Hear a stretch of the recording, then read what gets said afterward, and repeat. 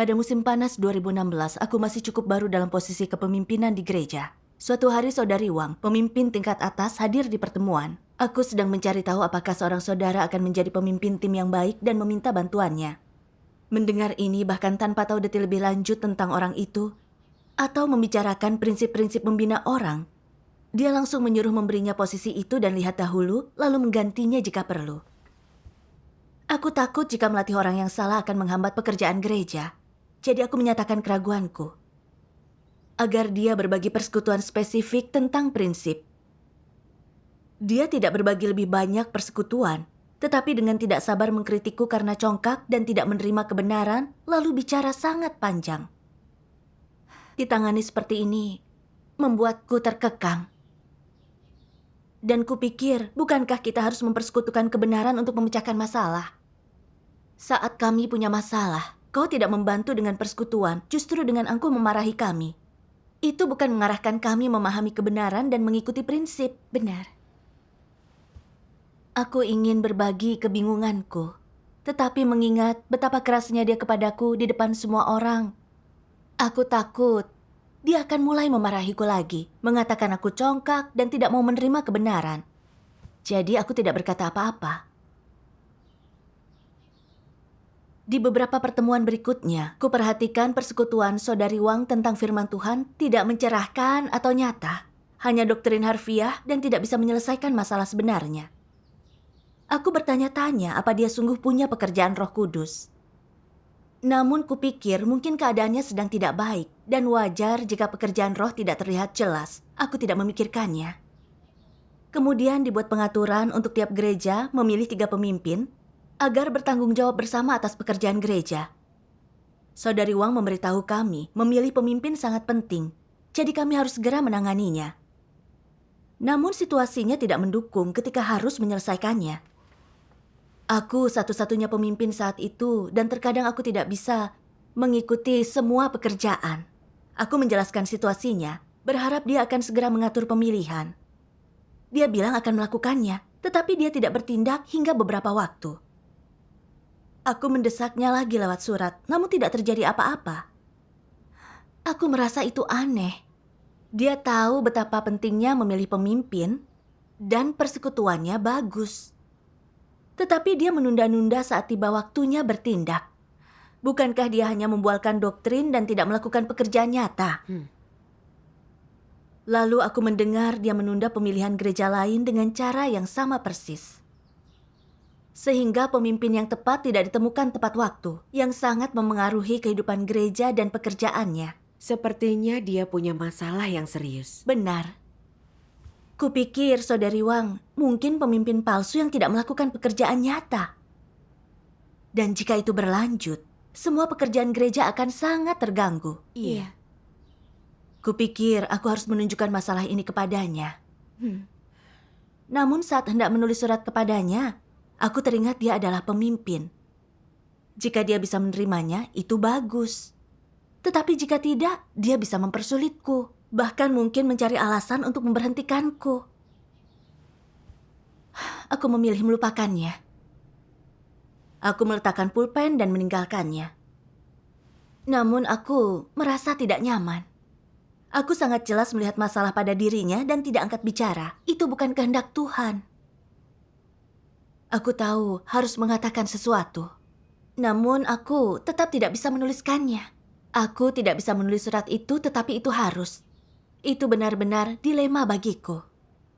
Apa kau akhirnya menulisnya? Tidak. Aku tidak menulis surat itu. Aku berdoa kepada Tuhan tentang kesulitanku. Lalu aku membaca firman Tuhan ini. Paragraf ke-6 dari bab 13 perkataan Kristus pada mulanya. Engkau mengaku memperhatikan beban Tuhan dan akan membela kesaksian gereja. Tetapi siapa yang telah sungguh melakukannya? Tanyalah dirimu sendiri, apakah engkau telah menunjukkan pertimbangan akan beban Tuhan? Dapatkah engkau melakukan kebenaran untuk Tuhan? Dapatkah engkau berdiri dan berbicara bagiku? Dapatkah engkau dengan teguh melakukan kebenaran? Apakah engkau cukup berani untuk melawan semua perbuatan iblis? Mampukah engkau menyingkirkan emosimu dan menyingkapkan iblis demi kebenaranku? Dapatkah engkau membiarkan maksud-maksudku digenapi di dalam dirimu? Sudahkah engkau menyerahkan hatimu pada saat-saat paling krusial? Apakah engkau seseorang yang melakukan kehendakku? Tanyakan dirimu semua pertanyaan ini dan seringlah memikirkannya. Amin. Amin. Amin. Setiap pertanyaan Tuhan terasa seperti ditujukan kepadaku. Jadi aku bertanya kepada diriku, apakah aku memikirkan beban Tuhan? Apakah aku melindungi kepentingan rumah Tuhan? Aku berpikir bagaimana saudari Wang gagal mempersekutukan kebenaran dan memecahkan masalah dengan aku memarahi dan mengekang orang. Dia hanya mempersekutukan doktrin tanpa mengatasi masalah nyata dalam pekerjaan kami. Iya. Pemilihannya berjalan dengan sangat lambat. Perilakunya telah menghambat pekerjaan rumah Tuhan. Aku harus mengatakan sesuatu kepadanya, agar dia tahu betapa seriusnya itu. Namun aku takut jika melakukannya, dia menolak menerimanya dan mempersulitku, mencari alasan memberhentikanku dari tugas. Aku tidak berani bicara. Justru menutup sebelah mata, tidak melindungi pekerjaan rumah Tuhan sama sekali. Aku hanya memikirkan kepentinganku. Aku sangat egois dan tidak punya kemanusiaan. Aku pemimpin gereja, tetapi saat pekerjaan gereja terhambat, aku tidak berani menghentikannya. Bukankah aku mendukung kejahatan saudari Wang? Iya. Aku tidak melindungi pekerjaan rumah Tuhan dengan cara paling mendasar. Bagaimana aku layak menjadi pemimpin? Makin dipikirkan, makin aku merasa bersalah. Aku bersumpah kepada Tuhan akan meninggalkan daging dan menerapkan kebenaran. Syukur kepada Tuhan. Bagaimana pendekatanmu setelah itu? Iya. Ku baca prinsip pengaturan kerja tentang perlakuan terhadap pekerja dan pemimpin. Dan melihat bahwa bagi mereka yang mengejar kebenaran dan bisa melakukan pekerjaan nyata, jika melakukan pelanggaran dalam tugas atau terkadang tidak berhasil, mereka harus dibantu dengan penuh kasih. Atau mungkin ditegur dan ditangani, bukan asal dikutuk atau diberhentikan. Bagi yang tidak melakukan kerja nyata atau mengejar kebenaran, jika mereka bersikeras memberontak, tidak mau menerima kebenaran atau bertobat saat dikritik, maka mereka adalah pemimpin palsu dan harus diberhentikan. Aku tidak punya banyak pengalaman pribadi dengannya. Kulihat beberapa indikasi bahwa dia pemimpin palsu, tetapi tidak bisa sepenuhnya yakin tentang itu. Aku tahu harus mulai dengan memberinya persekutuan, dan itu tugasku. Tepat. Jadi ku ambil pulpen untuk menulis masalahnya. Dan sejujurnya, aku agak merasa gugup. Lalu aku berdoa dan meminta kekuatan kepada Tuhan untuk meninggalkan diri, melindungi kepentingan gereja. Aku tidak merasa terkekang setelah itu, dan menuliskan masalah saudari Wang satu persatu. Setelah mengirimkan surat yang sudah selesai, aku benar-benar merasakan kedamaian. Syukur kepada Tuhan. Apakah dia bisa menerima bantuan darimu saat membaca surat itu? Tidak, dia tidak pernah membalas. Pemilihan gereja masih tertunda.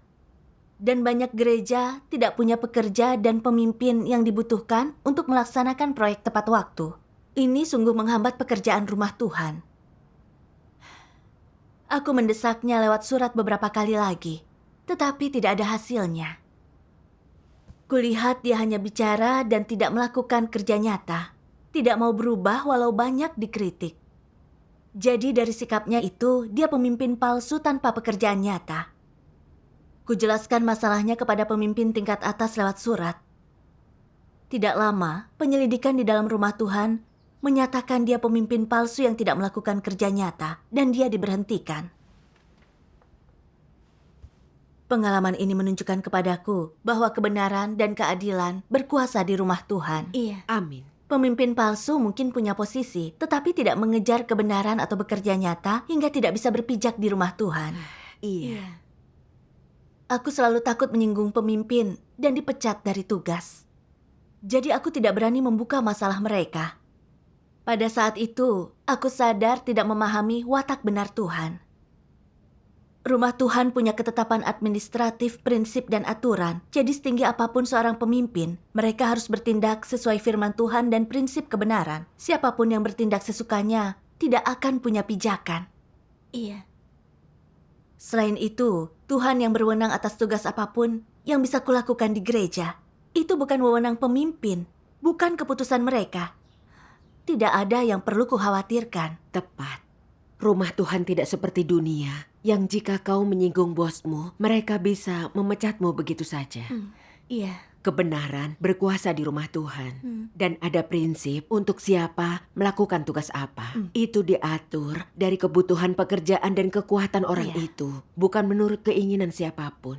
Benar. Benar. Pernahkah kau bergumul dengan ini lagi saat menghadapi masalah sama? Aku bergumul lagi. Namun, aku mengambil pelajaran. Pada Oktober 2019, aku dipindahkan untuk tugas di gereja lain. Setelah beberapa saat, kulihat Saudari Chen, pemimpin di atasku, tidak menunjuk orang sesuai prinsip. Kami punya diaken penyiraman Saudari Chang yang sangat egois dan licik.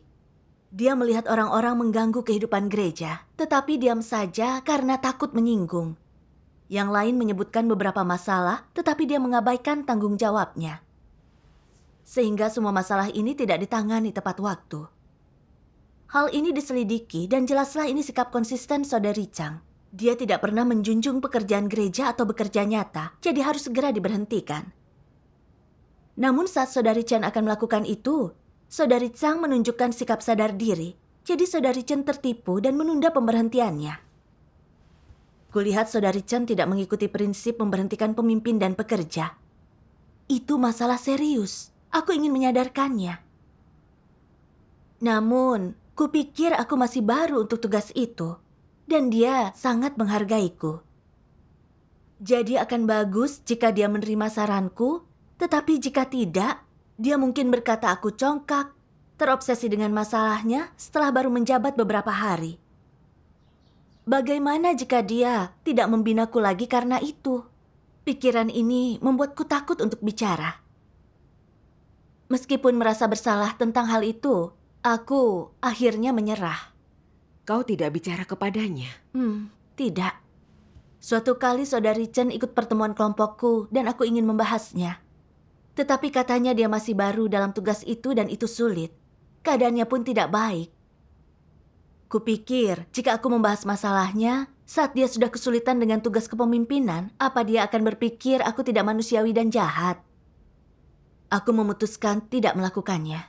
Takut jika masalahnya tidak selesai, dia akan merasa negatif dan punya kesan buruk tentangku. Aku tidak membahasnya. Diaken penyiraman tidak diganti, meninggalkan banyak masalah yang belum selesai dalam pekerjaannya, yang sangat merugikan jalan masuk kehidupan saudara-saudari dan pekerjaan rumah Tuhan. Aku merasa sangat bersalah tentang ini.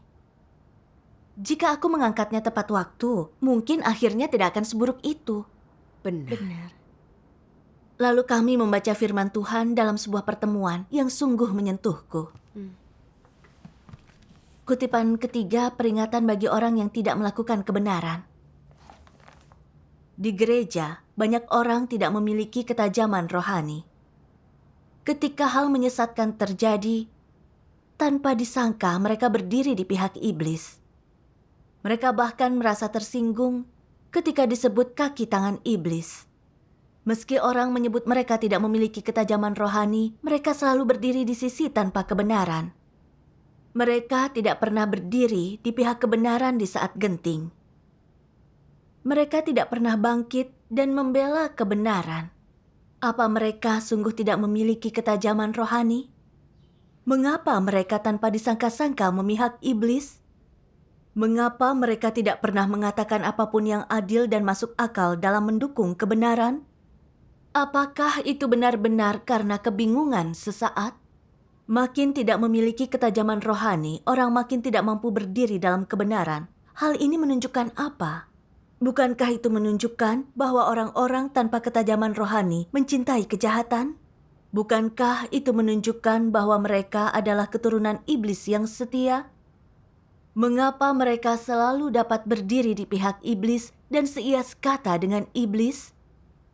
Setiap perkataan dan perbuatan mereka, raut wajah mereka, sudah cukup untuk membuktikan bahwa mereka bukanlah pecinta kebenaran. Sebaliknya, mereka orang-orang yang membenci kebenaran.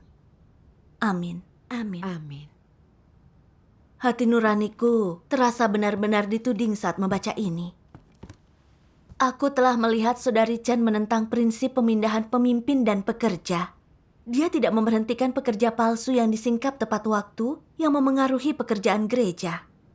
Aku tahu harus menawarkannya persekutuan dan bantuan demi pekerjaan rumah Tuhan. Iya. Namun aku takut menyinggung perasaannya dan mengubah kesannya tentangku, jadi aku diam dan tidak menjunjung prinsip. Itu berarti pekerjaan rumah Tuhan terpengaruh. Dan aku ambil bagian di dalamnya. Aku tidak mengasihi kebenaran atau punya rasa keadilan. Aku hanya orang tercela yang membela kepentingan sendiri dan berdiri di sisi iblis.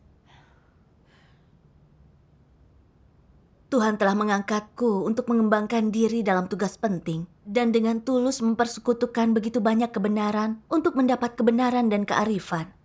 Dia juga membimbingku melihat masalah ini, berharap aku akan menjunjung prinsip dan mengambil sikap untuk rumah Tuhan. Namun aku egois, tidak tahu terima kasih. Untuk melindungi kepentinganku, aku terus berpaling dari bimbingan roh. Merugikan dan menghambat pekerjaan rumah Tuhan, melakukan pelanggaran di hadapan Tuhan. Aku juga hidup dalam kegelapan, membuat Tuhan jijik. Hidup dalam kerusakan dan tidak menerapkan kebenaran itu menyakiti orang lain dan diri sendiri. Benar. Lalu aku mulai merenung tentang alasanku selalu melindungi diri setiap kali sesuatu terjadi. Natur rusak macam apa yang mengendalikanku? Lalu aku menemukan akar dari semua ini dalam video pembacaan firman Tuhan. Mari kita saksikan. Baik.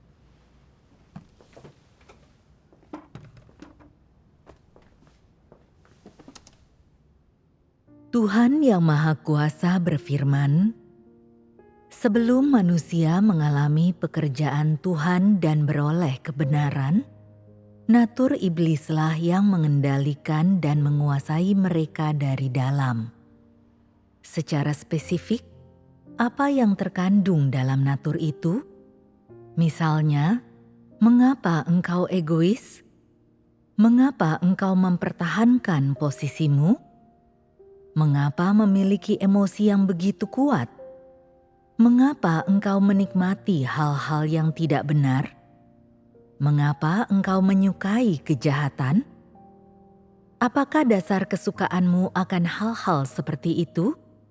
Dari manakah asal hal-hal ini? Mengapa engkau begitu senang menerimanya?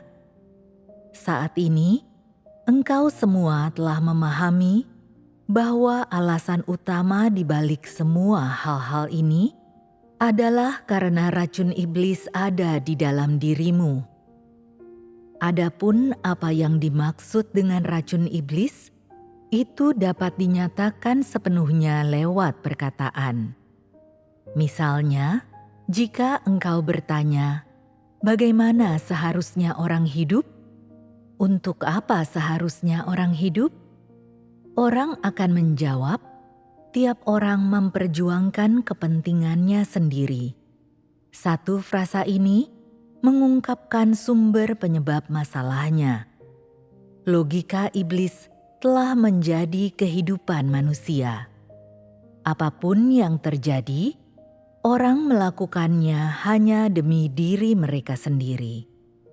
Oleh karena itu, mereka hanya hidup demi dirinya sendiri. Tiap orang memperjuangkan kepentingannya sendiri.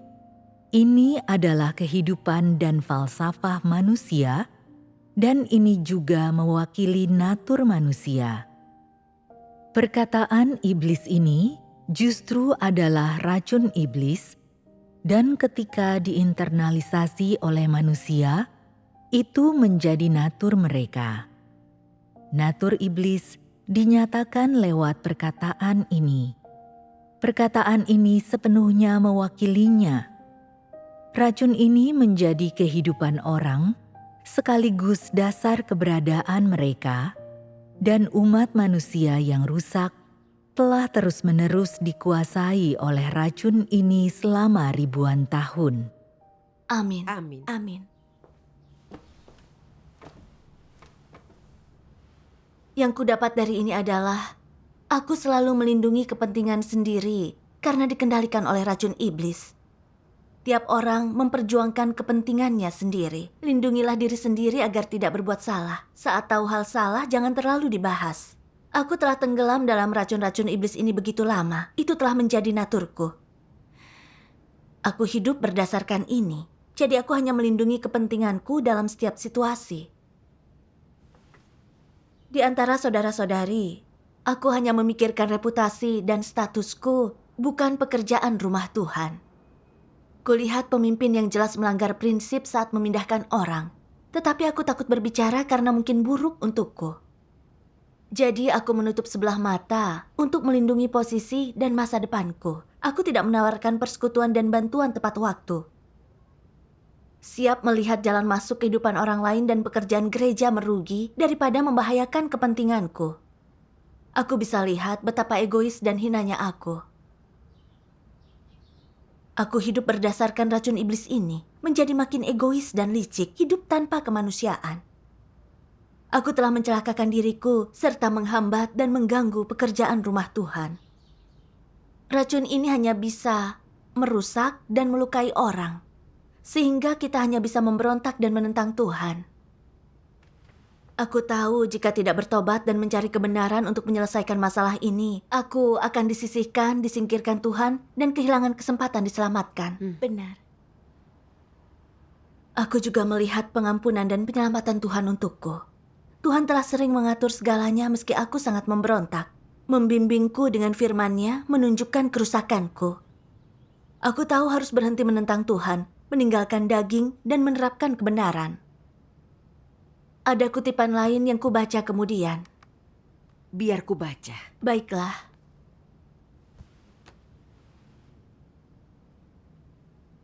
Mempromosikan dan membina orang bukan berarti mereka telah memahami kebenaran.